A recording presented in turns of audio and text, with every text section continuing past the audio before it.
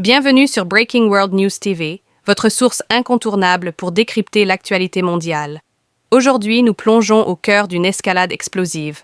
L'Ukraine frappe un dépôt pétrolier stratégique en Russie, ravivant les tensions dans ce conflit déjà complexe. Quels sont les enjeux derrière cette attaque audacieuse? Quelles seront les répercussions pour les deux camps? Restez avec nous pour des analyses approfondies et des révélations inédites. Le monde entier retient son souffle, et nous sommes là pour vous tenir informés. C'est parti! L'Ukraine a lancé une attaque surprise sur un dépôt de munitions russe, un coup dur pour l'aviation stratégique russe. Dans la nuit du 8 janvier, les forces ukrainiennes ont mené une attaque audacieuse contre un dépôt pétrolier clé situé dans la région de Saratov, en Russie.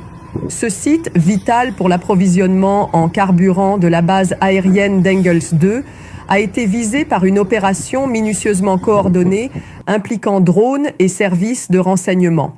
Selon l'état-major ukrainien, la destruction du dépôt perturbe gravement la logistique de l'aviation stratégique russe, limitant sa capacité à lancer des frappes sur les infrastructures civiles et les villes ukrainiennes. L'assaut sur l'usine Krystal, essentielle pour le carburant de la base, survient alors que des images spectaculaires du site en flammes circulent sur les réseaux sociaux.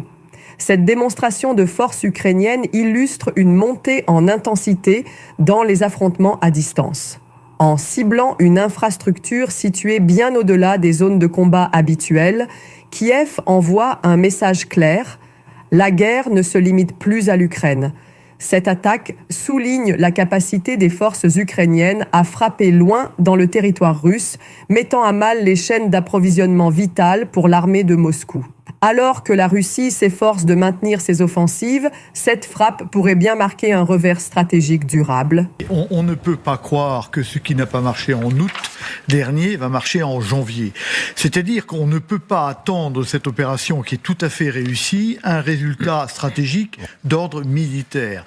On voit donc que le but est autre. Il est probablement de montrer aux alliés à la veille d'une grande réunion à Ramstein que l'Ukraine est encore capable de se battre, qu'elle a les moyens, qu'elle est intelligente et que lui donner des moyens lui permettrait de changer la situation.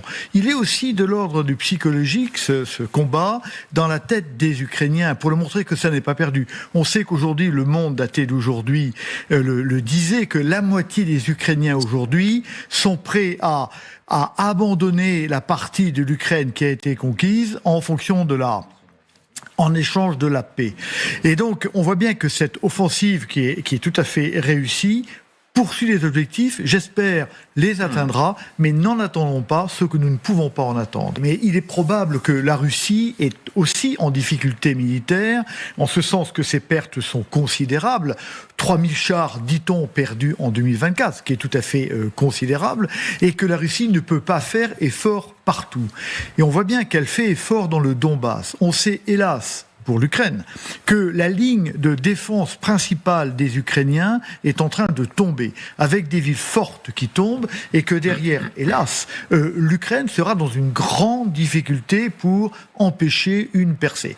Donc je pense que de manière volontaire, la Russie fait un effort dans le Donbass pour arriver à réaliser une percée et être le plus forte possible au moment des négociations dont la Russie sait bien qu'elles se tiendront un jour. Il faut faire changer Trump de mentalité.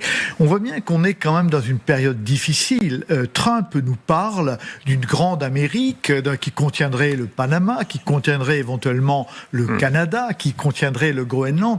Comment Trump peut-il reprocher à Poutine de vouloir s'emparer d'une partie de l'Ukraine si lui-même est dans une démarche impériale qui n'est pas cachée? On voit que c'est différent. On voit que les démarches impériales sont en marche et qu'on est peut-être près d'un deal. Tu me reconnais un certain nombre de choses, moi je te reconnais un certain nombre de choses. Hélas, oui, et vous en avez oublié un qui est tout à fait important, qui s'appelle Erdogan, qui est en train de pousser ses pions en Turquie, qui cherche à reprendre des surfaces maritimes en mer Égée de manière à trouver des épices pétrole, etc.